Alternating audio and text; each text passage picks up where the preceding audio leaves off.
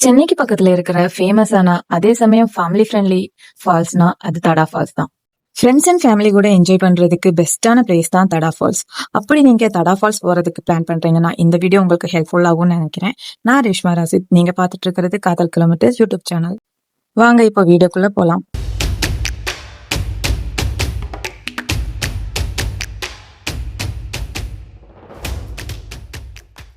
தடா falls சென்னையில இருந்து 90 kilometre தூரத்துல ஆந்திரால இருக்கிற திருப்பதி டிஸ்ட்ரிக்ட்ல தான் இந்த ஃபால்ஸ் சிட்டுவேட் ஆயிருக்கு.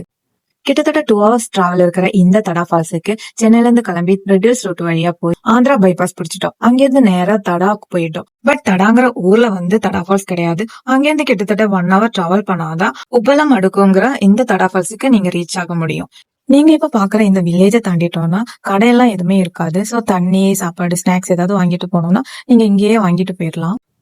அப்படியே அந்த வில்லேஜ் ரோட தாண்டினதும் ஆந்திரா ரிசர்வ்ட் ஃபாரஸ்ட் ஏரியால நம்ம ரீச் ஆயிருவோம். இங்க பாத்தீங்கன்னா ஃபுல்லாவே ஃபாரஸ்ட் ஏரியா தான். சோ அந்த கடையோ வீடோ எதுவுமே இருக்காது. அதனால நீங்க ஃபுட்டு, தண்ணி எல்லாமே அந்த வில்லேஜ்லயே வாங்கிட்டு வர்றதுதான் பெஸ்ட்.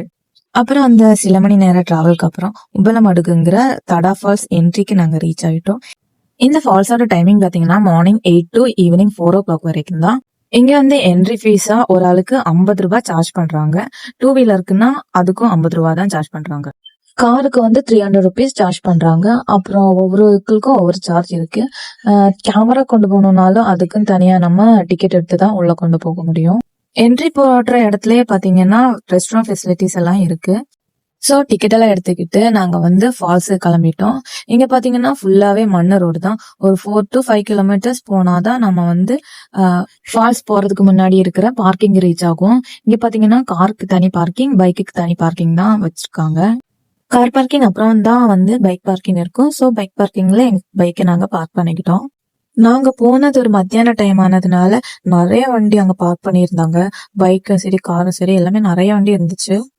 சோ இங்க பாத்தீங்கன்னா கிட்ஸுக்குன்னு தனியா ஒரு பார்க் வர இருக்கு இந்த பைக் பார்க்கிங் பக்கத்துல. நீங்க பிள்ளைங்களை கூட்டிட்டு வந்தா இங்க கூட்டிட்டு போய் விளையாட வைக்கலாம்.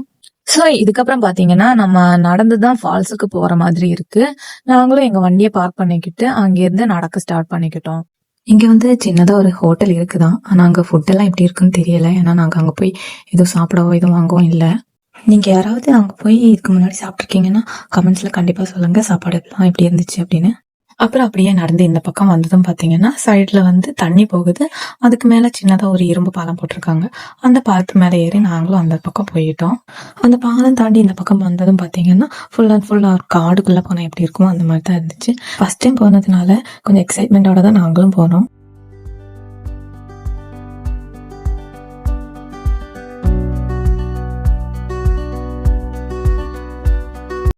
ஸோ காடு மலையெல்லாம் தாண்டி நம்ம ஃபைனலி டெஸ்டினேஷன் ரீச் ஆகிட்டோம். இங்கே பார்த்தீங்கன்னா நாங்கள் போன டைம் கொஞ்சம் கூட்டம் அதிகமாக தான் இருந்துச்சு. ஏன்னா ஒரு 2 மணி அளவில் தான் நாங்கள் அங்கே போனோம். அதுவும் இல்லாமல் சண்டே ஆனதுனால இன்னும் கூட்டம் அதிகமாக தான் இருந்துச்சு. நீங்கள் இங்கே போகிறதுக்கு பிளான் பண்ணுறீங்கன்னா கொஞ்சம் ஏர்லியாகவே போக பாருங்க. அப்போ தான் உங்களுக்கும் ஃப்ரீயாக என்ஜாய் பண்ண முடியும். கொஞ்சம் கூட்டமும் கம்மியாக இருக்கும். ஃபர்ஸ்ட் ஃபேமிலி ஃப்ரெண்ட்லி ஃபால்ஸ்ன்னு நான் ஏன் சொன்னேன்னா இந்த கூட்டத்தை பற்றி உங்களுக்கு புரிஞ்சிருக்கும். அதுவும் இல்லாமல் இங்கே லேடிஸுக்கு dress change area, rest room area, ஜென்ஸுக்கும் ரெஸ்ட் ரூம் ஏரியா எல்லாமே அவைலபிளாக இருக்கு. அப்புறம் பேக்கெல்லாம் ஒரு இடத்துல வச்சுட்டு ஃபர்ஸ்ட் என் ஹஸ்பண்ட் போய் ட்ரெஸ் சேஞ்ச் பண்ணிட்டு தண்ணியில் இறங்குனாங்க. ஏன்னா நான் தண்ணியில் இறங்குவேன் அப்படின்னு ஒரு மைண்ட் செட்லேயே போகலை. பிகாஸ் அங்கே எப்படி இருக்கும்னு எங்களுக்கு ஐடியாவே இல்லை. ட்ரெஸ் சேஞ்ச் பண்ணுறதுக்கெல்லாம் இடம் இருக்குமா அப்படின்னு யோசிச்சுட்டு தான் வந்தோம். அப்புறம் இங்க பார்த்ததுக்கு அப்புறம் தான் இங்க ட்ரெஸ் சேஞ்ச் பண்றதுக்கெல்லாம் இடம் இருக்குன்னு பார்த்துட்டு நானும் போய் ட்ரெஸ் சேஞ்ச் பண்ணிட்டு தண்ணியில இறங்கினேன். சீரியஸ்லி நான் மட்டும் அன்னைக்கு தண்ணியில இறங்காம இருந்தேன்னா ரொம்ப ரிக்ரெட் பண்ணியிருப்பேன். ஏன்னா அந்த அளவுக்கு ஒர்த்தா இருந்துச்சு. நானுமே ரொம்ப வருஷம் கழிச்சுதான் இந்த மாதிரி தண்ணியில இறங்கி நீச்சலெல்லாம் அடிச்சு குளிக்கிறேன். ஸோ அது ரொம்ப ஹாப்பியா இருந்துச்சு எனக்கு மட்டும் இல்லை, என் ஹஸ்பண்டுமே ரொம்ப என்ஜாய் பண்ணாங்க. ஸோ அப்படியே நீச்சலெல்லாம் அடிச்சு நிறைய நேரம் நாங்கள் அங்கே தண்ணியிலேயே ஸ்பெண்ட் பண்ணோம். தண்ணிக்குள்ள இருக்கும்போது டைம் போனதே தெரியல. ஃபைனலி அங்க காட் விசில் அடிக்கிறது பார்த்துதான் சரி டைம் ஆயிடுச்சுன்னு சொல்லிட்டு நாங்க தண்ணியில இருந்து வெளியே ட்ரெஸ் சேஞ்ச் பண்ண போயிட்டோம். அப்பதான் நினைச்சோம் இன்னும் கொஞ்சம் சீக்கிரமாவே வந்திருக்கலாம் அப்படின்னு. ஃபைனலி தண்ணியில நல்லா ஆட்டம் போட்டுட்டு நாங்க அங்கிருந்து கிளம்பிட்டோம்.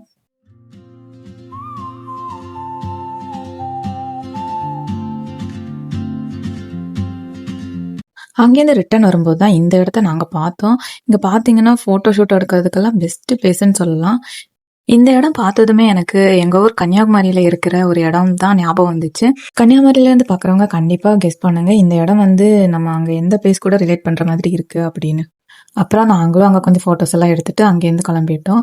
இங்கே பார்த்தீங்கன்னா ரோடு வந்து ரொம்ப அமைதியாக இருக்கும். நீங்கள் வந்து சீக்கிரமாகவே அங்கேருந்து கிளம்பி வர்றது தான் சேஃபு.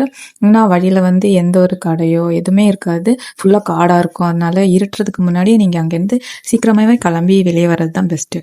நாங்கள் வந்து ரொம்ப இருட்டாகிறதுக்கு முன்னாடியே மெயின் ரோட்டுக்கு வந்துட்டோம். அங்கேருந்து அப்புறம் ஒரு டீ குடிக்கலான்னு சொல்லிட்டு நேராக ஒரு டீ கடைக்கு போய் ஹஸ்பண்ட் வந்து டீ குடித்தாங்க. நான் வந்து எனக்கு ரொம்ப தண்ணி தாகமாக இருந்ததுனால ஒரு லெமன் ஜூஸ் குடிச்சிட்டேன். So with heart full of happiness and memories நாங்கள் வந்து வீட்டுக்கு கிளம்பிட்டோம். இந்த வீடியோ பிடிச்சிருந்தா கண்டிப்பாக லைக் பண்ணுங்கள். தடா போக பிளான் பண்ணுற உங்கள் ஃப்ரெண்ட்ஸுக்கு இந்த வீடியோவை ஷேர் பண்ணுங்கள். அப்புறம் எங்கள் சேனலை சப்ஸ்கிரைப் பண்ணாதவங்க கண்டிப்பாக சப்ஸ்கிரைப் பண்ணுங்கள். நெக்ஸ்ட் இதே மாதிரி ஒரு வீடியோவில் நம்ம சீக்கிரம் சந்திக்கலாம். Until then this is Reshma Rashid signing off.